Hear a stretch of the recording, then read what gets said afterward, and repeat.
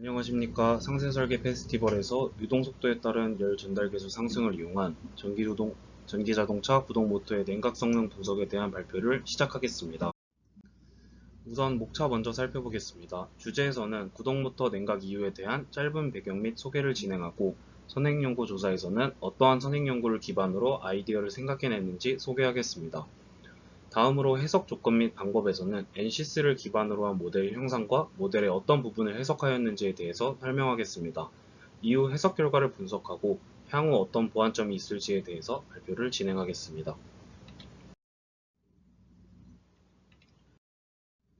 다음 그림 1에서 보라색, 노란색, 파란색으로 명시된 국가들은 탄소 중립을 선언하였거나 이미 법제화가 완료된 국가들입니다. 이처럼 전 세계적으로 이산화탄소 규제가 주류가 되는 만큼 그림 2를 보시면 전기자동차의 수요도 점점 증가함을 볼 수 있습니다. 전기자동차의 관심과 수요가 증가하는 만큼 전기차 모터의 성능 또한 중요한 요소로 떠오르고 있습니다.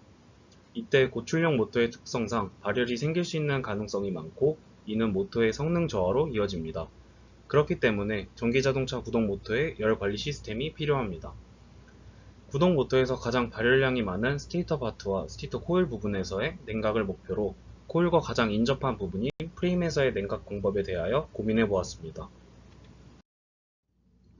최종적으로 저희 조가 고안한 냉각 방식은 축의 임펠러가 결합된 형태로 축이 회전하면서 임펠러 또한 회전하게 됩니다. 이때 공기가 임펠러 상부에서 유입되어서 냉각 채널로 들어가 프레임을 냉각시키는 공냉 방식을 고안하였습니다. 첫 번째로 조사한 선행 연구는 전기자동차의 모터에서 냉각 채널의 형상에 따른 열 전달 계수 및 냉각 성능의 변화와 향상에 관한 논문입니다. 이러한 논문을 통하여 저희 팀은 고안한 모델에서 에어 채널의 형상 변화를 설계에 적용해 보았습니다. 두 번째로 조사한 선행 연구는 강제 대류와 내부 환경 요인이 열 전달 계수에 미치는 영향에 관한 내용입니다. 해당 논문에서는 풍속과 열 전달 계수의 관계를 확인하기 위해 팬으로 유체 속도를 증가시켰고, 결과적으로 대류 열 전달 계수가 같이 비례하면서 증가함을 확인하였습니다. 이러한 부분에서 유체 속도를 증가시켜 열 전달 계수를 높임으로써 열원으로부터 발생하는 열을 더 빠르게 외부로 방출시킬 수 있다는 점을 실험 설계에 적용해 보았습니다. 실제 구동 모터의 경우는 로터와 스테이터 부분에서 좀 더 복잡한 형상과 부품으로 구성되어 있습니다. 하지만 본 설계에서는 구동 모터 형상을 단순화하고 냉각을 시키는 방법에 대하여 집중하였습니다. 저희는 모터 해석에서 임펠러의 인렛 부분과 프레임의 하단부에 필터가 있다고 가정하여 회전 속도에 의한 임펠러 내부로의 유체 흡입을 제외하곤 초기 입력 속도는 없다고 설정하였습니다.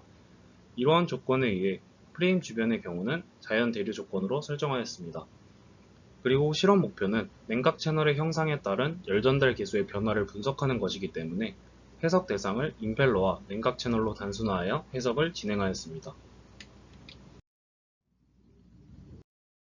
좌측에 보이시는 형상이 저희 조가 설계한 임펠러와 임펠러 프레임의 솔리드 부분을 나타내고, 우측 형상은 임펠러와 프레임에서 유체가 거동하게 되는 플루이드 부분을 나타냅니다. 이렇게 임펠러를 통해서 냉각 채널에 강제 대류를 발생시키고 채널의 각도를 조정하여 냉각 채널의 형상 변화를 통한 세 가지 경우에 대하여 해석을 진행하였습니다. 프레임의 물성치는 우측 상단에 제공된 물성치 값을 사용하였습니다. 냉각 유체는 공기를 사용하였고, 온도는 상온으로 가정하여 300켈빈으로 설정하였습니다. 또 프레임의 외부는 자연 대류로 가정하여 열 전달 계수를 15W/m 제곱으로 설정하였고, 프레임 내벽에서의 발열로 인한 온도는 RPM별로 450켈빈, 430켈빈, 420켈빈으로 설정하여 해석을 진행하였습니다. 이와 같이 설정한 이유는 제공된 초기 발열량이 부피 발열량으로 제한되어 있었고, 이를 프레임 내벽에서 작용하는 표면 발열량으로 바꿔서 적용하였습니다. 또한 RPM 변화에 따른 열 전달 계수의 변화를 조금 더 자세하게 관찰하기 위해 7500rpm에서의 프레임 내부 온도 값은 선형 보관을 진행하였습니다. 해석 결과 5000rpm에서 각 케이스에 따른 속도 벡터는 다음과 같습니다. 세 가지 모두 붉은 원 부분에서 유체의 유동 속도가 다소 낮은 부분이 관찰되었습니다. 케이스 1을 예시로 단면부와 확대된 사진을 보시면 냉각 채널에 흐르는 유체가 임펠러의 회전력으로 인하여 한 방향으로 쏠리게 되면서 소용돌이가 형성되는 것을 확인할 수 있었습니다. 5000rpm에서 각 케이스에 따른 온도 변화는 다음과 같습니다. 냉각 채널의 우측인 소용돌이가 발생한 부분에서 냉각 성능이 저하되어 유체 온도가 상승된 모습을 볼 수 있었습니다. 다음 그래프는 RPM에 따른 평균 유속을 케이스별로 분석한 그래프입니다. 분석 결과 RPM의 증가에 따라서 유체의 속도도 선형적으로 상승하는 결과를 보였습니다. 다음은 RPM에 따른 열 전달 계수의 값을 케이스별로 분석한 그래프입니다. 분석 결과로는 RPM이 증가하고 유속이 증가하게 되면서 열 전달 계수도 함께 증가함을 보였습니다. 그리고 프레임의 각도, 즉 채널이 기울어진 정도가 작을수록 열 전달 계수가 증가함이 나타났습니다. 다음은 RPM에 따른 총 열 전달률을 케이스별로 분석한 그래프입니다. 이 그래프 또한 회전 속도의 증가, 프레임의 각도가 작을수록 증가하는 경향을 보았습니다. 앞선 결과들을 기반으로 프레임 각도가 0도인 케이스 1의 경우가 가장 높은 유속과 열 전달 계수 및 열 전달률을 보였습니다.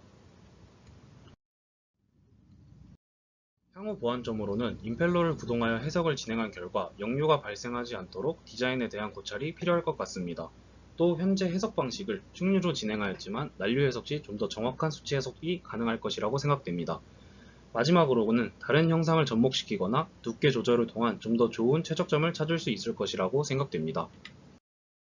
이상 6조 발표 마치겠습니다.